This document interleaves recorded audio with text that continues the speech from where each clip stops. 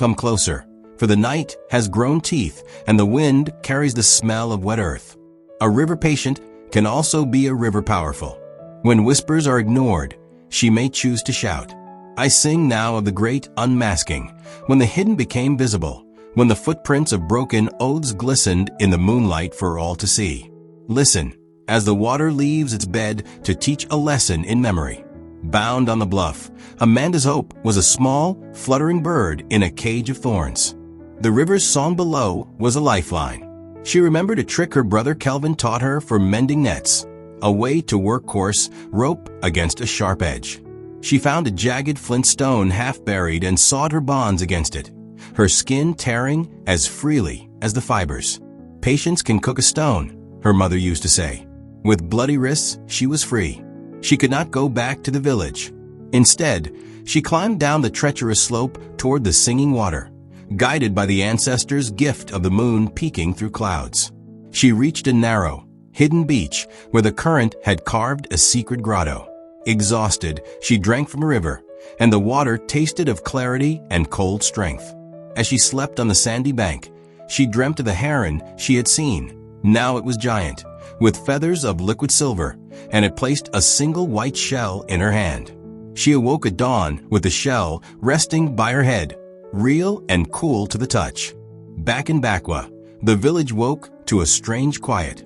The usual morning sounds, the grindstone, the roosters, the chatter of women at the well, were muted. The air was thick and still. People gathered in small, nervous knots, speaking of the previous day's trial and the river's troubling whispers. Chief Lucas sat in his compound, trying to eat a bowl of porridge. His cough had settled into a constant ache in his chest. He looked at the representative staff in the corner, and for a moment, the carved would seem to weep dark sap. Moto, ever the opportunist, declared the strange atmosphere of victory. See? The witch's spell is broken with her banishment. The air clears. He ordered a celebration, a feast to inaugurate his new, stricter toll schedule. He had musicians brought from a distant town, their drums a jarring, alien rhythm against Bakwa's heart. The cultural tradition of communal eating was perverted. Only those who had paid a loyalty tax were allowed to partake. The virtue of community was now a transaction. The feast was loud, but joy was absent, a mask worn over fear. In her hidden grotto, Amanda survived on river mussels and wild berries. The white shell became her talisman. She began to observe the river's behavior. It flowed normally, yet in certain pools, the water swirled in slow, deliberate circles, as if pondering. She noticed the fish. They did not bite at Moto's new barge, but would swarm near the abandoned sacred Yugo. One evening, as she performed a small ritual of thanks with the shell, she saw a vision in the water's reflection, countless names written in light, flowing beneath the surface. She understood. Nkaya was not just whispering, she was recording. An elder's teaching came to her. Truth is like a baobab tree. One person cannot embrace it. The river held the truth, but the people needed to see it for themselves. She could not embrace it alone. She needed to be a conduit, not a challenger. That night, she fashioned a small raft of reeds and, using the shell as a dipping cup, poured river water over her head in a ritual of reconsecration, pledging to be the river's humble messenger, whatever the cost. The feast in Bakwa turned sour. As palm wine flowed, tongues loosened.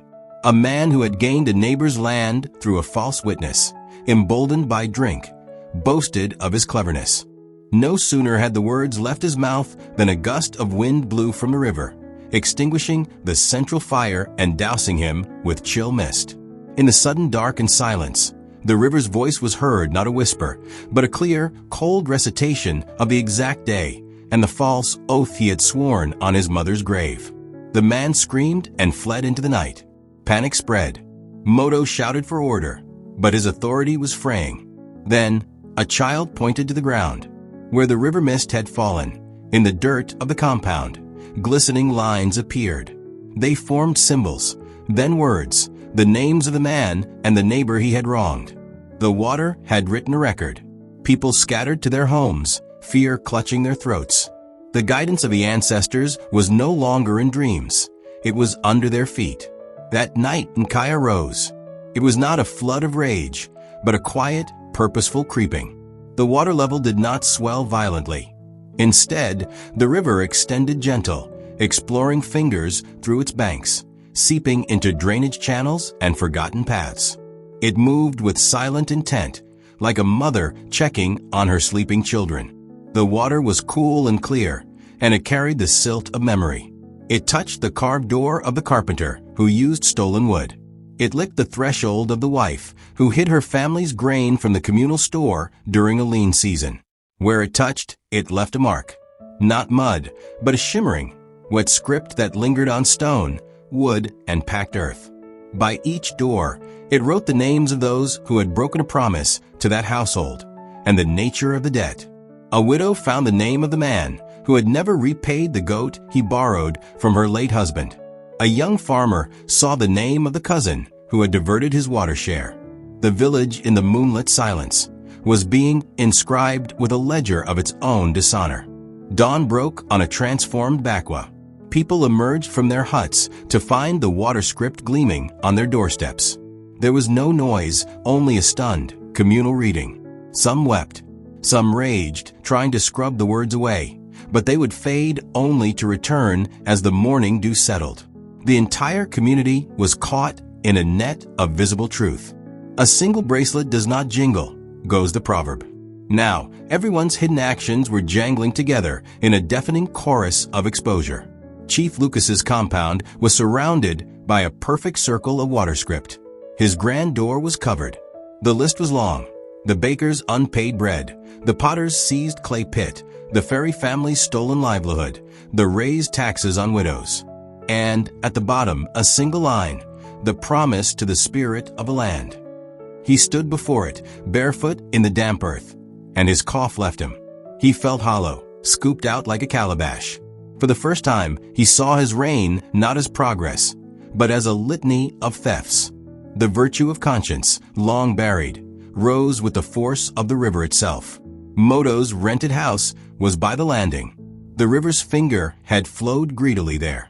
His door, his walls, even the floors inside were covered not with names, but with numbers, the exact, inflated tolls he had charged, the secret percentages skimmed, the false weights of his scales. And interspersed were the faces, rendered in startling detail with water and silt, of those who had gone hungry because of him. His wealth was meaningless before this accounting. In a fury, he grabbed a jar of his finest oil and threw it at the wall, trying to smear the words. The oil mixed with the water, forming ugly, weeping tears down the mud brick. He stormed to Chief Lucas demanding action. This is sorcery. Burn the Emma compound. Hunt the girl. But the chief, his eyes haunted, simply pointed to the words on his own door. It does not accuse you of sorcery, traitor Moto. It accuses you of greed. And it accuses me of betrayal. Can you burn the truth? Moto, seeing the chiefs will finally broken, sneered. Then I will deal with this myself. He gathered the few guards still loyal to coin, not community. Amanda, watching from a ridge, saw the river's work. Her heart swelled with awe, not triumph. This was the river's judgment, not hers. She saw the people moving through the village like ghosts, reading their shared story. She knew Moto would come for her. The virtue of wisdom told her to remain hidden, but the virtue of responsibility pulled her forward. Using the hidden paths of the riverbank, she made her way to the outskirts of Bakwa, to the old baobab, the tree of words.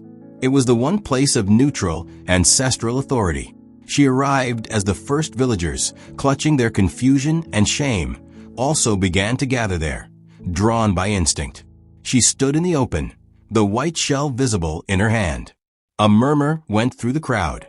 The river witch, some hissed. But an elder, the one who had spit the kola nut, stepped forward. He looked not at Amanda, but at the shell. That is a Mbari shell, he said, his voice reverent. It is found only in the deepest, stillest pools of Nkaya. It is said the river's voice sleeps inside it. How did you come by it? Before Amanda could answer, Moto and his guards arrived, spears leveled. Seize her, he commanded.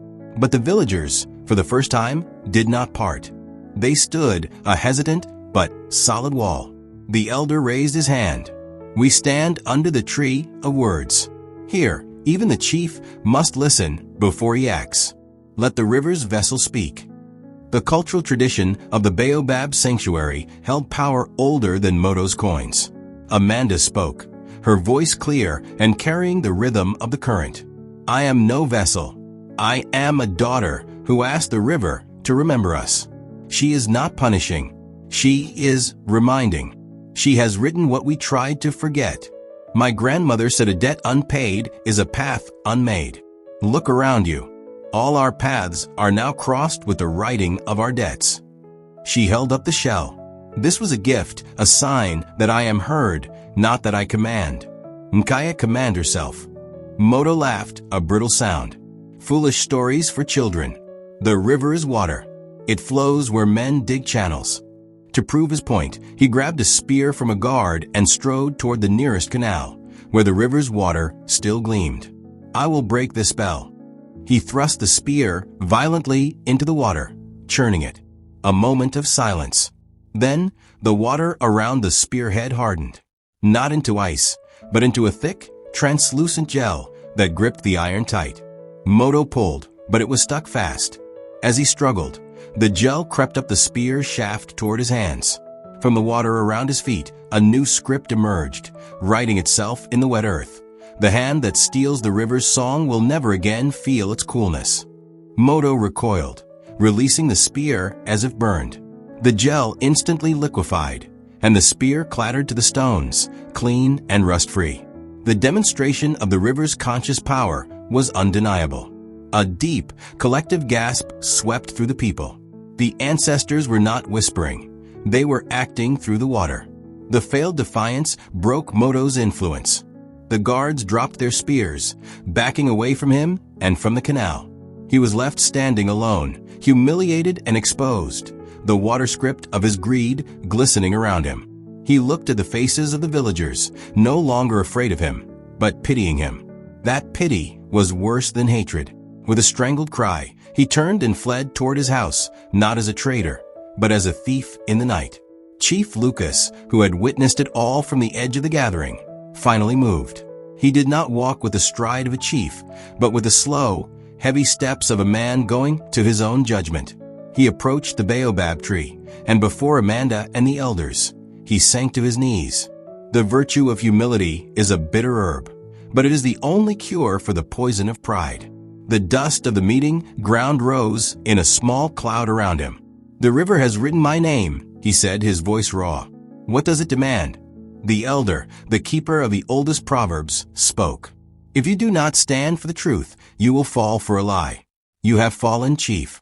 The river does not demand. It states, the debt must be paid. The path must be remade.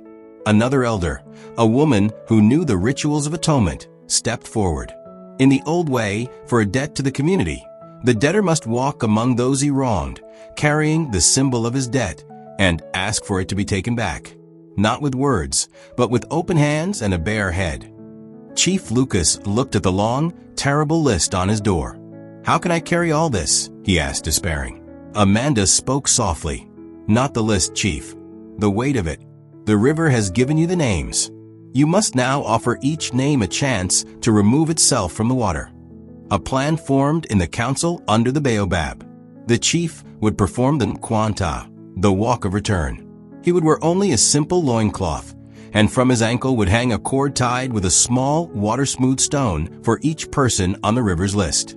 He would go to each household, state his fault, and ask how the debt could be dissolved. Only then might the water script fade. Preparations began. The chief's fine robes were set aside. His wives wept, not for his shame, but for the hard road ahead.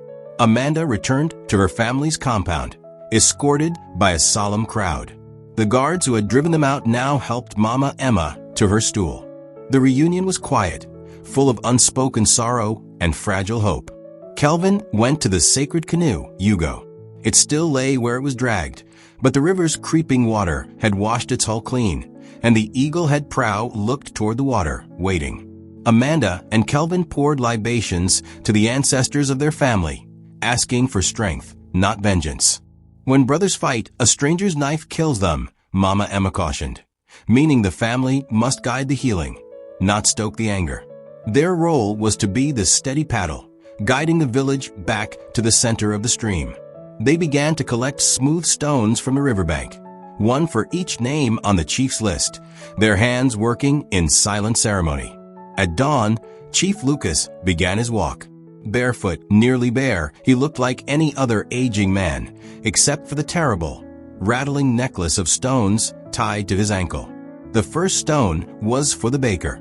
He stood at the man's door, still marked with the water script. "I took your bread to feed my pride," he said, his head bowed. "How do I remove the stone?" The baker, a stout man with flour in his beard, was angry. He spat on the ground at the chief's feet. The crowd held its breath. But the baker's young son tugged his father's tunic and pointed to their own doorstep, where another name was written. The baker had overcharged a blind woman. The baker's anger deflated. He looked from his son to the shamed chief. "A fault confessed is half redressed," he muttered. "Bring me wood for my oven for 7 days. Then the stone is yours to throw back in the river." The chief nodded, a tear cutting through the dust on his cheek. The first step on the long road of atonement was taken. The walk continued for days. Some people, like the widow, simply asked for the return of what was taken, the equivalent of the goat. The chief sent his own livestock to her.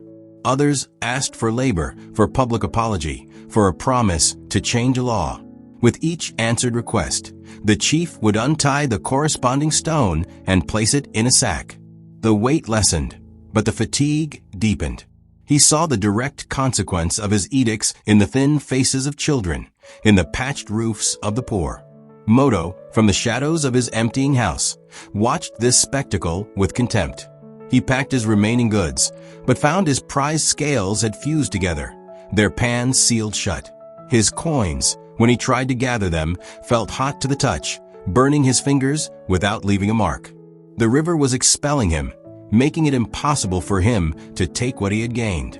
On the third night of the chief's walk, Moto slipped away, heading north, his donkey's bells silent, his silks stained with the mud of the riverbank. His departure was a whisper, noticed by few. So the walk begins, and the proud are laid low.